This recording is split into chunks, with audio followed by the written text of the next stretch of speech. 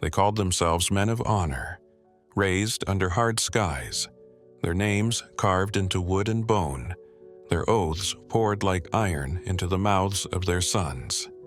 They spoke of fate as if it were a ship they could steer, of courage as if it were a fire that would never go out. But on the morning the river mist lifted and the drums began, honor took a shape no song ever admits. In the open pavilion beside the shore, a chieftain lay stretched on linens, jewels set around him like a hoard for the next world. Outside, the people gathered with torches and cups, calling on gods who loved victory. Inside, a young woman waited with a veil over her head and a tremor running through her hands. She was not kin. She did not carry his blood. She had been chosen. They called the ceremony a passage. The old woman who presided called it duty. The men who filed past called it love for the dead. What they did not call it was what it was. Power made into ritual, control made into faith. The veil was lowered, the pavilion curtains were tied, and the crowd turned their faces to the river as if that would make what happened inside less real. Smoke from pitch torches crept under the tent flaps. The drums slowed.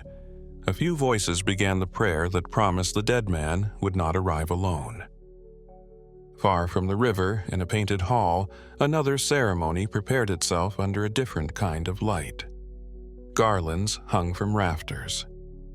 A bed stood ready with its posts wrapped in greenery, a symbol the elders said had always meant life. A hammer of carved wood sat in the bride's lap, a sign, a blessing, a joke everyone understood, but no one would speak aloud. Family pressed in close enough to hear whispers, close enough to measure shame. There were rules here, too, written by men who weighed love like grain and counted bloodlines by the generation.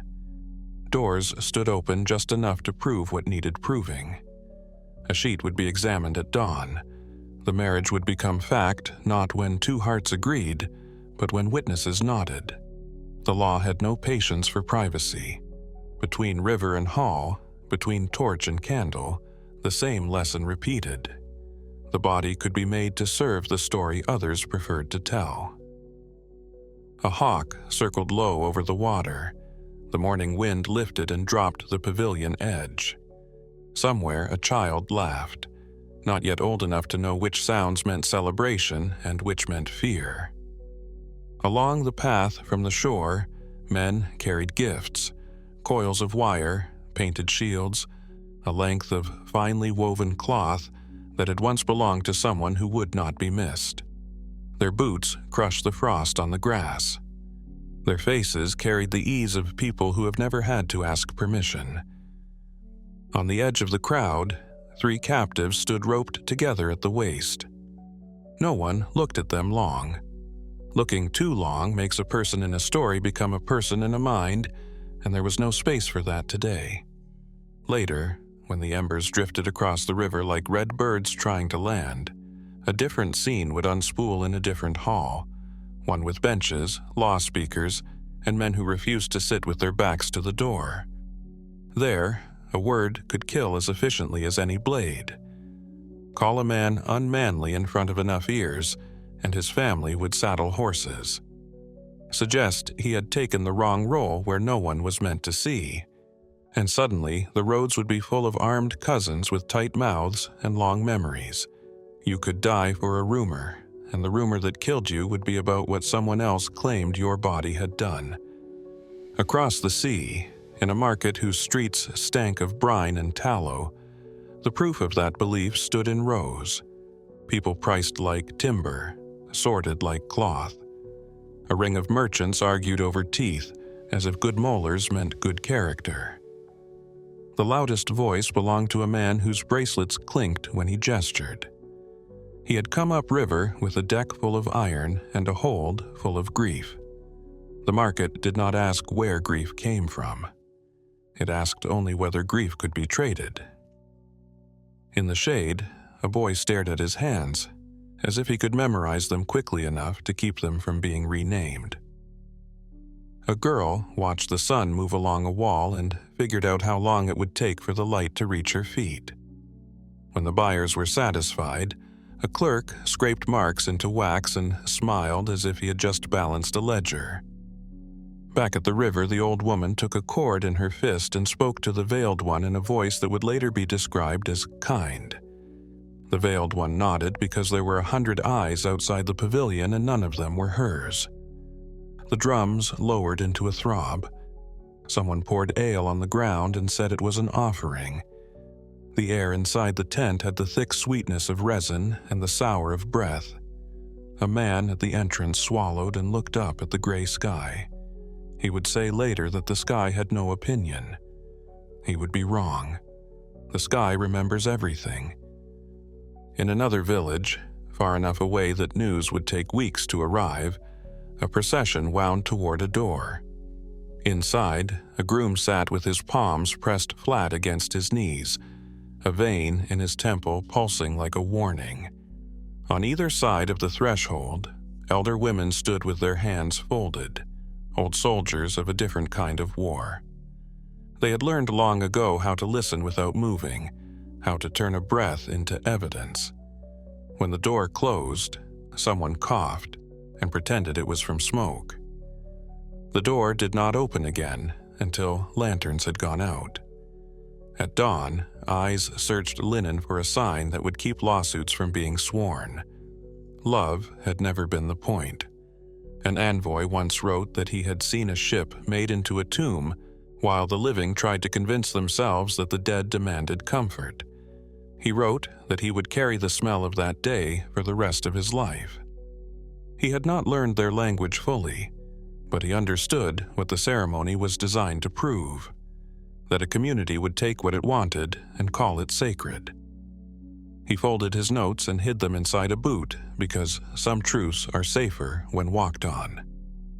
If you listened to the singers later, the same day would be told differently. They would praise the chieftain's generosity, the people's unity, the way the flames climbed like a ladder toward a realm where warriors drank from curved horns and never grew old. They would not mention the girl's hands. They would not say what the old woman whispered to her in the last quiet moment, or how the girl tried to answer and could not find any words that mattered. They would not tell you about the captives who watched the fire and realized it was a door that only opened one way. In one of the colder halls, where law hung thicker than smoke, a judge explained the price of an accusation. He spoke without raising his voice. Men leaned forward so they could hear which insults cost a life and which cost a fine. The logic sounded tidy when it was spoken slowly. A tidy logic is the most dangerous kind. It makes cruelty feel like arithmetic. It turns shame into coin and claims that fairness has been served. This is the part of the story that rarely survives the retelling. How belief can polish a blade sharper than hatred can. How a community can convince itself that what it demands is holy because it is theirs. How a man who kisses his child on the head at dawn can walk to a pavilion and set a ship on fire at noon, and sleep well by midnight because he has called the day honorable. Long after, when storms move in and the river looks like iron, the shore still offers up pieces of charcoal shaped like nothing and everything. The market stalls that once measured people by the weight of their wrists are used to sell fish. The hall where the sheet was held in the morning is torn down to make room for a new storage shed. The law speaker's bench rots. None of that erases what happened. It just makes it easier to pretend it wasn't the center of everything for a very long time. They said they believed in strength, and they proved it by deciding who counted as human and who counted as proof. They said their gods loved order, and they kept order by breaking anything that threatened to speak back. They said honor was a straight road. Follow their footprints and you will find it bends. At the river's edge, the old woman tightens her grip. In the hall, knuckles whiten around a bedsheet. In the market, the clerk lifts his stylus and looks up as if waiting for permission to write what everyone already knows. What happened next is not the kind of detail you forget, but the songs do forget, and the stories soften their edges, and the bones in the ground keep their counsel. So ask the river, ask the linen, ask the marks in wax, ask the word that turns a man into an enemy with a single breath. Ask the silence that follows a prayer said for the wrong reasons. Then decide what honor means when no one is left to argue. History loves to romanticize the Viking Age. In school books and in countless films, they are presented as fearless seafarers, men who braved icy waters in slender ships, who charted coasts and carved their names into the chronicles of distant lands. They are explorers, warriors, merchants, men bound by codes of honor and courage. Their image gleams with the kind of myth that elevates brutality into legend and violence into glory. The longships, with their carved dragon heads and sails swelling with the wind, have become almost symbolic of freedom, conquest, and daring ambition. The narrative is simple, digestible, and strangely flattering. They were noble raiders who tested their strength against empires, defied the elements, and shaped history. This sanitized tale is what most people remember when they hear the word Viking. But what is left out is what makes the story truly unsettling. For beneath the banner of exploration and glory lies a reality carefully buried under centuries of selective memory. These men, celebrated for their bravery, often carried out acts that were anything but noble. Their raids did not end with plunder alone. They carried home people as easily as they carried gold and silver. The Viking trade in slaves, men, women, and children, was not incidental to their world. It was central to it. For every tale of conquest that has been polished into legend, there are countless silent stories of those who were bound, shackled, and transported into lives they did not choose. The facade that history offers us paints the Viking as a kind of rugged adventurer, a man with a restless spirit who sought out new worlds to conquer and new horizons to cross. But reality reveals something closer to a system built on exploitation, cruelty, and control. Many of the raids across Ireland, Britain, and the European mainland were not about testing strength in combat for honor. They were about gathering wealth in its most dehumanizing form, human beings. A farm girl from Ireland, a boy from a coastal French village, an enslaved Saxon taken in a midnight raid. These were the invisible spoils of war, and their lives became currency in a brutal economy. The contradiction is jarring. We are taught to admire the discipline of their ships, the brilliance of their navigation, the daring of their raids. Yet the same hands that held oars and swords were also the ones that tied ropes around captives' wrists, that dragged crying children away from their families, that sold human beings at markets in Hedeby, Dublin, and Birka. To glorify the Viking Age without acknowledging this darker reality is to tell only half a story crafted to keep us enthralled without asking too many questions. And here lies the deeper truth. The Viking world was not only sustained by violence, it was institutionalized by it. Entire societies were built around the ownership, sale, and use of slaves. These weren't isolated crimes of passion or occasional acts of cruelty. They were a system. To live in a Viking community often meant benefiting, directly or indirectly, from the suffering of those taken from elsewhere.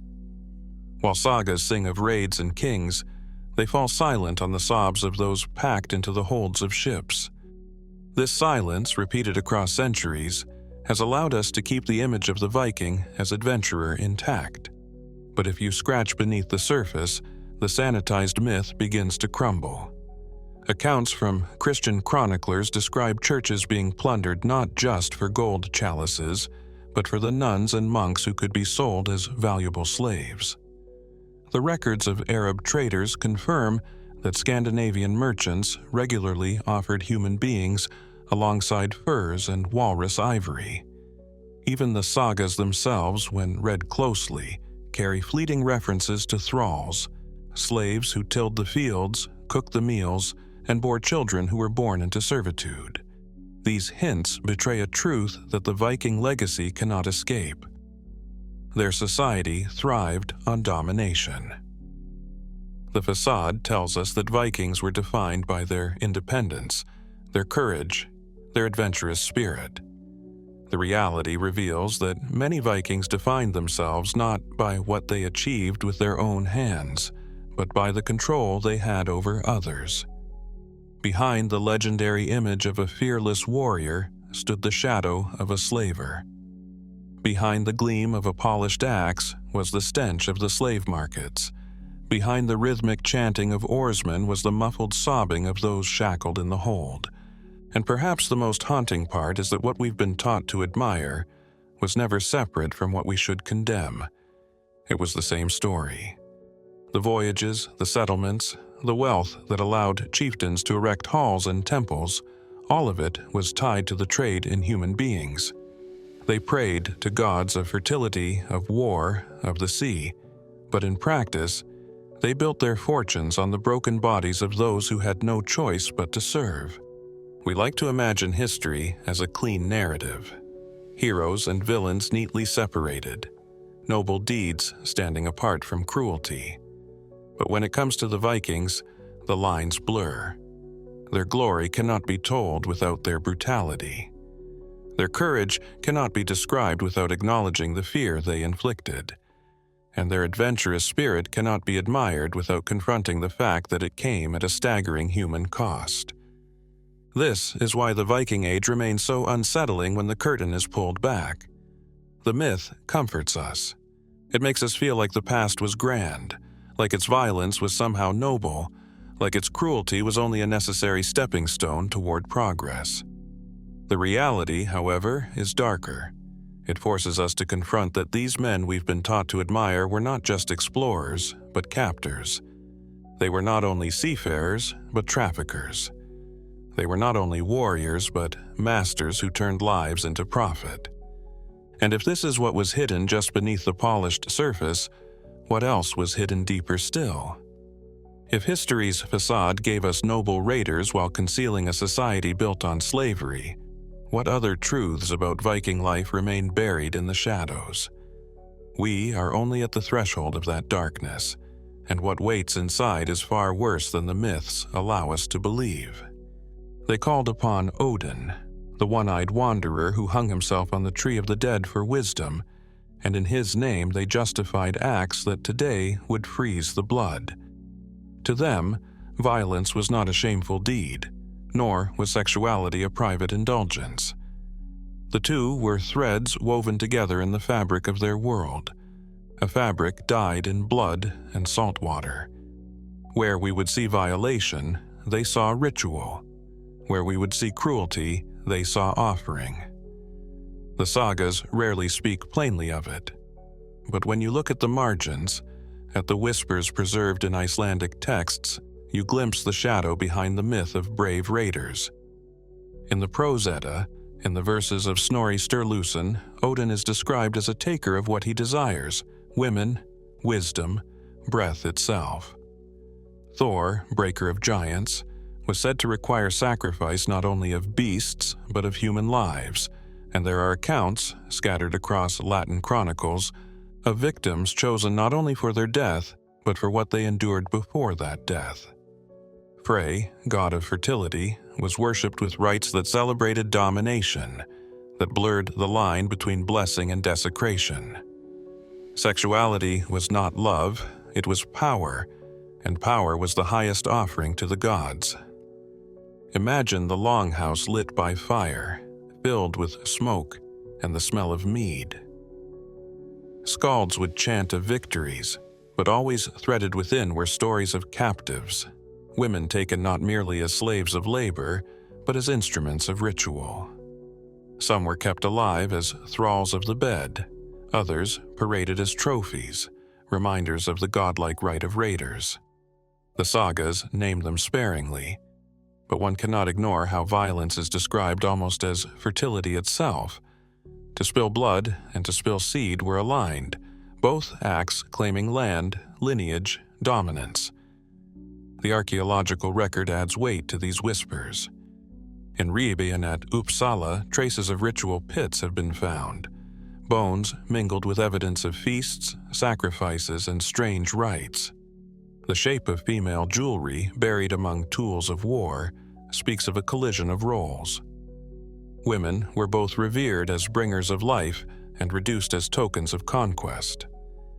The myth of Gullveig, burned 3 times and reborn, is often read as a tale of greed, but some scholars argue it hides darker meanings, of women consumed and remade in violence, a mythologized echo of what captives endured. The beliefs of the Norse sanctified contradiction. They demanded bravery in battle, but permitted cruelty in victory. The Havamal, a collection of Odin's words, praises hospitality and wisdom, yet among the same stanzas are reminders that enemies are to be broken, humiliated, dominated. It is here that sexuality as weapon emerges.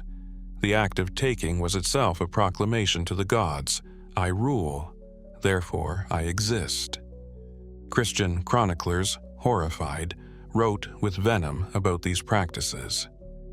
Adam of Bremen describes the temple at Uppsala, with sacrifices swinging from sacred trees, where blood was not only spilled, but mingled with carnal rites. To him, these were acts of savagery, sins against heaven, but to the Vikings they were obligations. Every raid, every slave ship, every chained captive was not only wealth, it was tribute, a liturgy enacted with flesh. Consider also the laws that survive.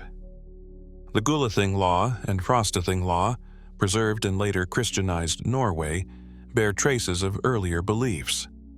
Penalties for acts we would call assault are written differently depending on whether the victim was free or slave, Norse or foreigner. In other words, sanctity depended on belonging, not humanity. To strike, to break an outsider was not only allowed, it was codified into the worldview that saw dominance as sacred order. And then there are the myths of Loki, the shapeshifter, the one who blurs boundaries. His stories often revolve around trickery, violation, and transformations that carry a mocking undertone. Stallions made pregnant, gods humiliated, enemies deceived. Some argue these tales reflect a deeper truth, that to the Norse, sexuality was not bound by morality as we know it, but by power dynamics. To conquer, to humiliate, to invert roles was to prove strength, to delight gods who thrived on chaos as much as on order. All of this created a reality where the captive body became an altar. A woman seized on a raid was more than spoil. She was a bridge between worlds, offered to gods of war and fertility alike. Even male captives were not spared. Sagas hint at mockery, forced unions, and acts intended not for pleasure but for the stripping away of dignity. This is what the myths demanded, not private passion, but public spectacle of dominance.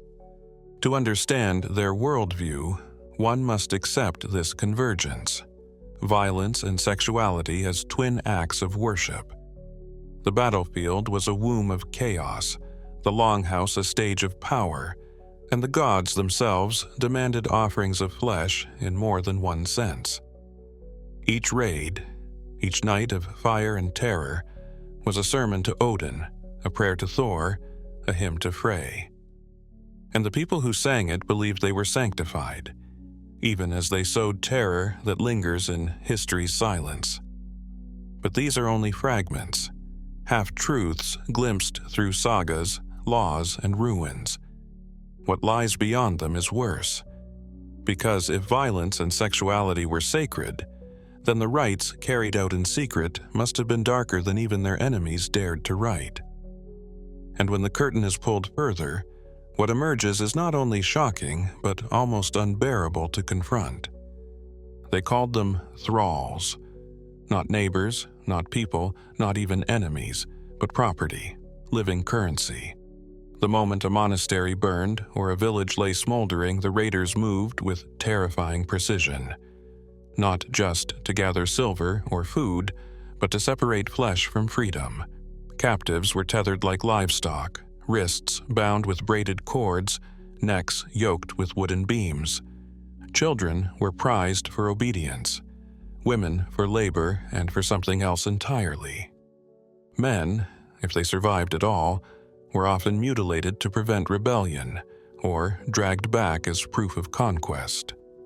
What the saga's Cloak and Glory hides a procession of the broken, walking toward a fate no prayer could soften. For those taken, the voyage across the sea was itself a descent into another world. The longships, which skalds praised as dragons slicing waves, were floating prisons. Shackled feet rubbed raw against planks soaked in salt and vomit. Bodies pressed together under tarred hides, breathing through gaps in the wood. The air itself became a chain, heavy, suffocating. Some whispered psalms in Latin, others old village charms. But silence often ruled, broken only when raiders mocked their captives, promising that even the sea could not wash them clean of what was to come. Arrival in Scandinavia brought no relief.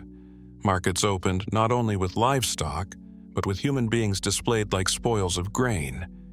The law codes of the time, such as the Gulathing law, list punishments for stealing another man's thrall, the same way one might be fined for stealing cattle.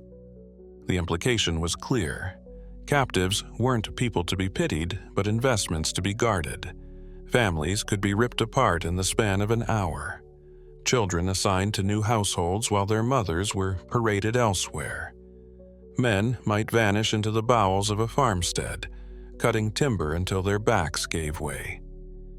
Humiliation was not an accident, it was ritualized. Slaves were forced to wear collars of iron that jingled with each movement, their names stripped away and replaced with whatever their master desired. Some bore marks branded into flesh, not merely to prevent escape, but as constant reminders of ownership. Banquets, which the sagas sing of as celebrations of brotherhood, sometimes featured thralls forced to serve naked, mocked as they poured ale, subjected to laughter and worse. For the masters, this was not cruelty without meaning. It was the reinforcement of cosmic order. Free men stood closer to the gods. Thralls remained shadows beneath them. For women, captivity often blurred into something darker than servitude. Accounts from Arabic travelers like Ahmad ibn Fadlan, who witnessed Viking rituals along the Volga, describe ceremonies in which enslaved girls were drugged, intoxicated, and offered as both companions and sacrifices during funerals. A chieftain's death might mean the forced death of a female slave, not because she chose it, but because the men decided she must follow her master into the afterlife. The spectacle, with drums and chanting, cloaked violence in sanctity, convincing participants that they were not butchers but keepers of tradition. Children, though spared some fates, were no less trapped. They grew into a life where their first words might be shouted commands, their games replaced by endless labor. Some were trained as fosterlings, raised to forget their origins, reshaped into loyal servants of the household. Others were forced into roles of entertainment, compelled to sing or perform, their innocence turned into a diversion. Even when treated with a semblance of care, it was the care given to a tool, sharpened, polished, but never free. And yet, there were always whispers of resistance. Stories survive of thralls who escaped into forests, only to be hunted like deer, or of groups who revolted, setting fire to barns in acts of desperate revenge. But these were rare, dangerous acts. The structure of Viking society, with free men bound by honor oaths and assemblies, ensured that thralls remained voiceless. Even if they cried out, it was as if the fjords themselves swallowed their words. What makes this darker still is the way captivity fed into Viking identity itself. Their ships, their feasts, their wars, all were supported by the invisible labor of those bound in chains. To call the raiders explorers or adventurers without naming the slaves who rowed their boats, cooked their meals, bore their children, is to speak only half a truth. The captives carried the weight of Viking expansion, unseen in sagas but felt in every bone broken, every life erased. And here lies the deeper contradiction. The very culture celebrated for its honor, kinship, and loyalty thrived on dishonor, betrayal, and exploitation of the powerless. The sagas may elevate warriors to near-divine figures, but the ground beneath their feasts was watered with tears of the enslaved. The captives were not collateral damage of raids. They were the beating heart of the economy, the currency of prestige, the silent foundation of power. But if this was the reality, one question lingers. Why were these practices wrapped so tightly in ritual, in song, in law? Why sanctify humiliation unless the culture itself feared what it would mean to face it nakedly, without divine sanction? Why embed cruelty into myth unless, deep down, they knew it was cruelty after all? That is where the story bends, because captivity was not merely a tool. It was a mirror that revealed how a society justified the unjustifiable. And if that mirror was ever shattered, it might show not gods and heroes, but men whose honor was built on broken backs.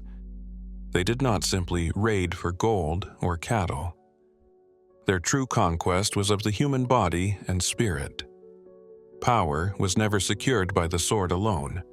It was carved into flesh, imprinted onto memory, and forced into silence. To understand why the Vikings did what they did, you must step into their world. A world where domination was the only true currency, where humiliation was the sharpest weapon, and where the line between victory and desecration was deliberately erased.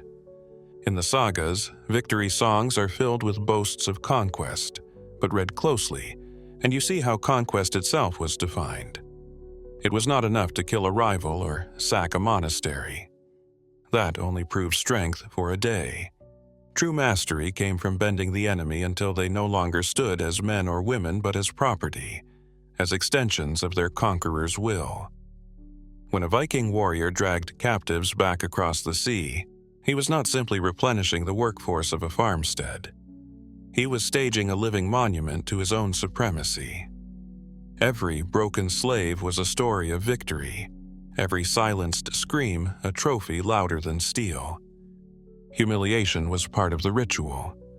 Captives were often stripped, not just of clothing but of dignity, paraded in chains through markets in Hedeby, Kaupang, or Birka. Women were forced to wear collars that marked them as thralls. Men might be branded, their scars reminders that even their skin belonged to another. The act of forcing someone into obedience was itself an offering, not only to the warrior's reputation, but, in their worldview, to the gods who demanded tribute in fear and submission. What seems monstrous to us was, in their eyes, theater. Each act of cruelty was a performance staged for the community and for the divine. Consider the accounts of the skjaldmer, female warriors who sometimes fought alongside men. Their very presence blurred boundaries, for in victory, they too participated in rituals of domination, asserting their right not only to wield blades, but to dictate the fates of captives. Power was contagious. Once claimed, it demanded display, and cruelty was its most convincing proof. And yet, there was more to it than raw brutality. Sexual violence, for example, was not treated as a private crime, but as a public instrument. It was both punishment and message, a declaration that one bloodline had triumphed over another, that gods had blessed one tribe with dominance and cursed another with shame. To desecrate the body of a captive was to desecrate the honor of their kin, their chieftains, their faith. It was a blow not just to an individual, but to an entire people. In this sense, Viking cruelty was strategic.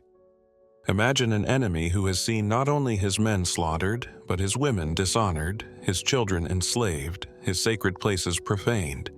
He carries not only loss, but shame. Shame is heavier than death because it lingers, festers, and infects generations. By waging war through humiliation, the Vikings didn't just win battles. They unstitched the very fabric of their enemies' societies. This obsession with breaking the spirit can even be seen in their treatment of fellow warriors. Prisoners of war could be subjected to the blood eagle, the infamous ritual execution in which ribs were split from the spine and lungs pulled outward to resemble wings. But here's the dark twist. It was not always about killing.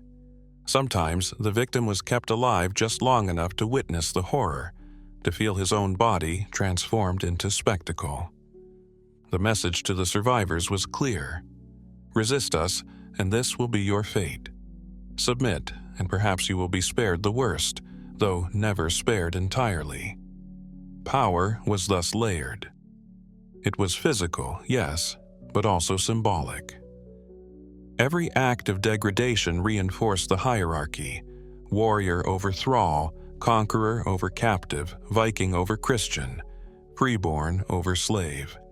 Even among the Vikings themselves, these rituals reminded communities of the price of weakness. A captured thrall was not only a laborer, but a living warning, a mirror of what could happen to anyone who faltered. Yet, beneath this strategy of domination was also desire, not in the narrow sense of lust, but the deeper craving to feel invincible. Every humiliation inflicted was like striking a drum, sending ripples through clan, community, and memory. It reassured the warriors that they were chosen, that their power was absolute, that their gods had smiled upon them. The more extreme the act, the stronger the proof. And here is where the horror escalates. Once power becomes addicted to display, it never rests. Victories must be topped with greater victories, humiliations with deeper humiliations. A rival is not just defeated, he is made to crawl, his children raised as slaves, his gods mocked. The captives themselves became stages upon which dominance was endlessly reenacted. Even their mythology reflects this hunger. Odin's wisdom comes not from peace, but from pain, hanging on the world tree, sacrificing his own eye. Tyr loses his hand to Fenrir in a pact of power. To suffer, to bleed, to be broken, was in some twisted sense to become holy. Thus, when Vikings inflicted pain, they were not simply cruel. They were reenacting the very stories that shaped their world. So, when we ask why they did these things, the answer is both simple and terrifying. Because power demanded it. Because humiliation was as much a weapon as an axe. Because pleasure and domination were inseparable in their eyes. And because the gods they worshipped seemed to hunger not only for blood, but for broken wills, shattered dignity, and the theater of suffering itself. But this is only one layer of the truth. For beneath the rituals of power lies an even darker question. What happened to those who lived under it, year after year, with no escape? That is where the true horror reveals itself, and that is where we turn next. They called it honor. They called it law. But hidden in the sagas and the silence of burned villages is a catalog of practices so disturbing that even their own poets flinched when speaking of them. If you thought Viking raids were only about gold and glory, this is the moment where that illusion collapses completely. Because the deeper you look, the more you realize, for many victims, the axe was not the worst fate. One of the darkest practices was the ritual killing known as the blood eagle. It was not simply execution, it was theater. A victim, often a noble enemy, was laid face down, their ribs split from the spine, and their lungs pulled outward in the shape of wings. Some accounts describe salt being rubbed into the wounds to prolong suffering. Skalds like Sigvatar mention it only in fragments, never in detail, as if the horror itself was too great to speak openly.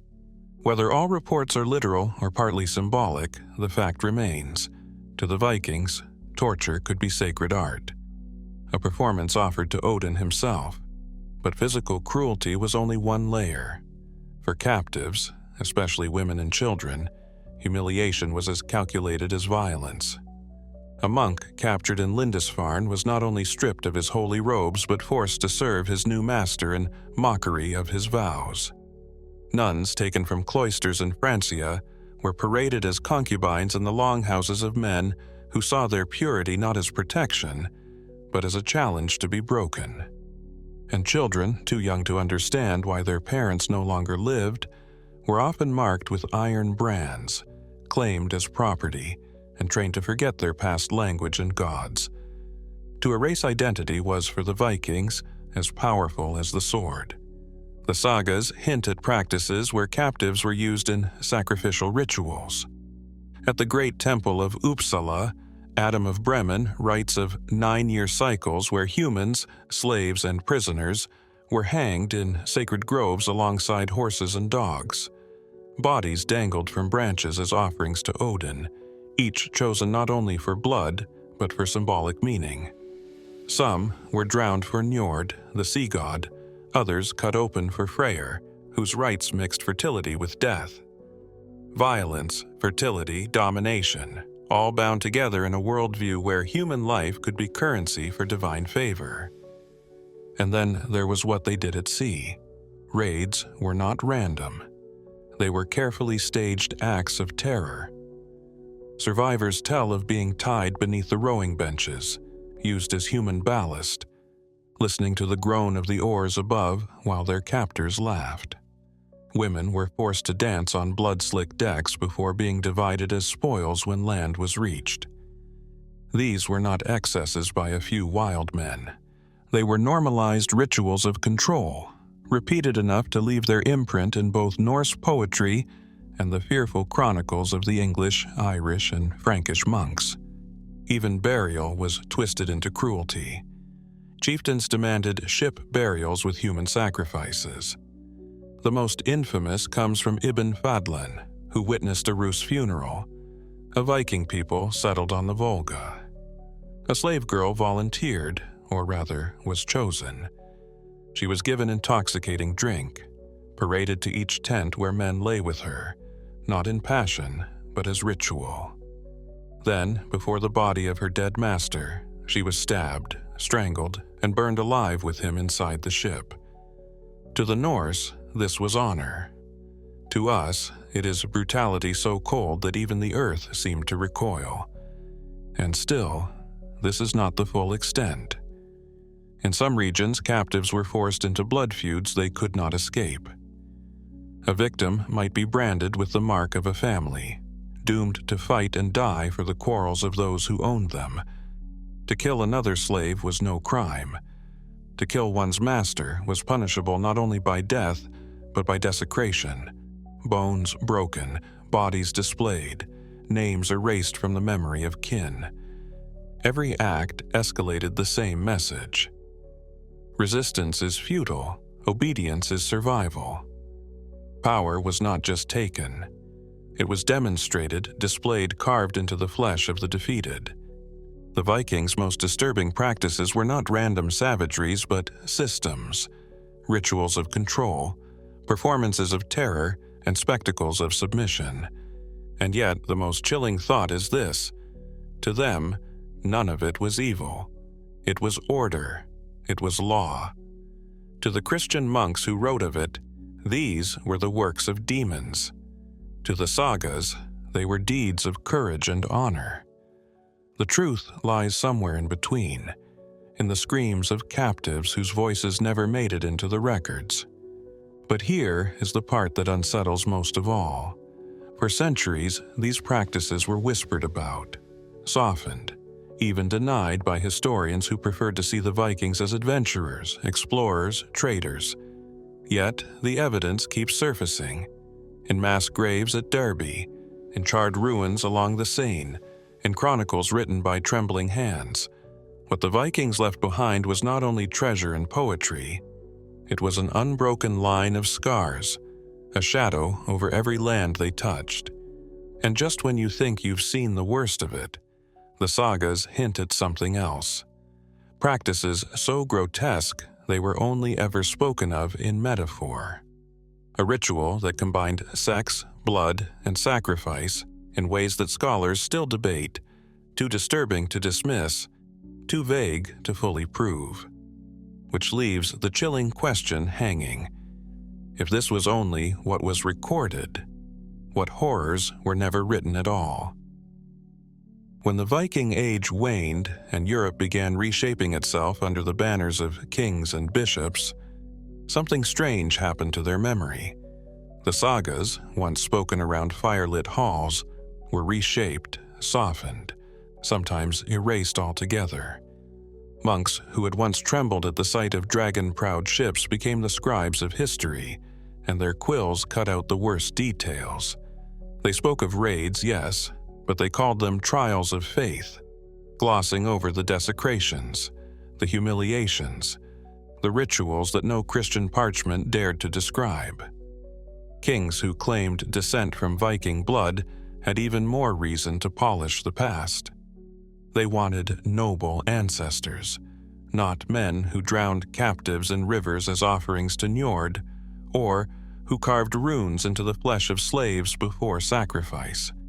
Some sagas survive with curious gaps, references to ceremonies never explained, names of gods that appear once and vanish forever. Were these fragments of practices too dark to preserve? Even in Iceland, where the sagas were finally written centuries later, chroniclers admitted they were omitting details unfit for Christian ears.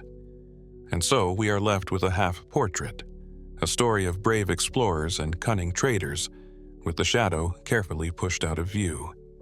But every silence in the record suggests something darker beneath, something historians still argue about. Perhaps the true scope of Viking cruelty was greater than we can ever prove. Perhaps the bones unearthed in mass graves tell stories that ink and parchment dared not record. And perhaps what we remember today is not who the Vikings really were, but who later rulers needed them to be.